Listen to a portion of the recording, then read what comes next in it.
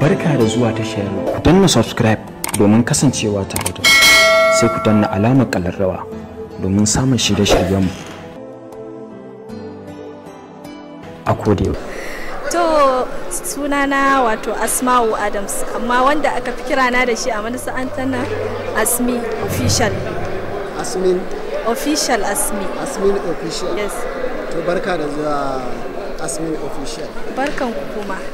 Yawwa. Kallo yana so ji award din me kika karba? A gaskiya wannan award din Hausa Fulani ina alfahari da shi, kuma ina ƙara mai godewa Sarki Alinu da sauransu da yina da kannaina duk wanda suka zo wannan award din da na samu na Best Upcoming Artist of the 2020, kuma ina godiya, ina murna. To masha Allah. Wannan irin role kike takawa a Hausa Fulani?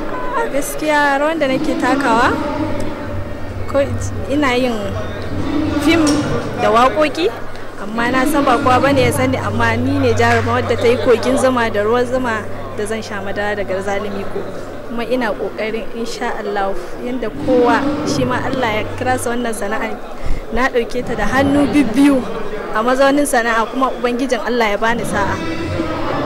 Kice yanzu ko ni nayi waka zan iya zuwa mai bidiyo kenan? Babu matsala, in zaka iya yi, in kana ciki bismillah. Yanzu da kuda na shigo cikin masana'antar fil bani da matsala? A'a, idan kana cikin wannan harkar baka da matsala, amma idan baka ciki tabbata da sai ka je ka yi rajista, ka yi komai, an san da kai da komai da komai. Zan iya yi, ba abin da zaka zo da shi da ba zan iya yi ba, tunda sana'a ce na ɗauke ta kuma sana'a. To masha Allah. Godiya muke. wannan irin shawara zaki ba wa ragowar 'yan uwanki artist? To a gaskiya dai shawara da zan ba wa 'yan uwana da yayyina da ƙannaina da sa'o'ina, ina mai ba su shawara mu kula da wannan sana'a da muka rike ta hannu bibbiyu. Ya Ubangiji mu haɗa kanmu gaba ɗayan mu, Ubangijin Allah ya tabbatar mana da alheri, Allah ya kare mu da sharrin mashirata, Ubangijin Allah ya ɗaukake mu gaba ɗaya. Godiya nake. Babu matsala, Allah ya kawo ka lafiya. To masu kallo na godiya nake, wannan shine ƙarshe. Idan baki wanda aka tanadi wanda kujera don su ga Allah an wanda kira suna ba wancan kujerun a nan mutum zai zauna mace ko na mutum da fatan za a ba wa wannan kai.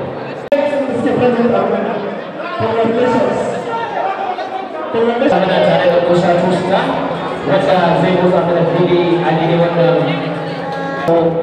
bisa filo.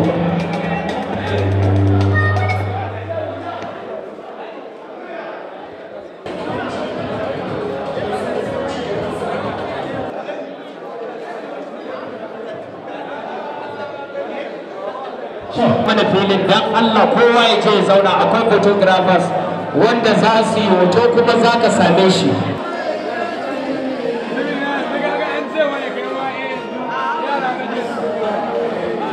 Barka da zuwa tashar ku danna subscribe domin kasancewa tare da sai ku danna alamar ƙararrawa domin samun shirye-shiryenmu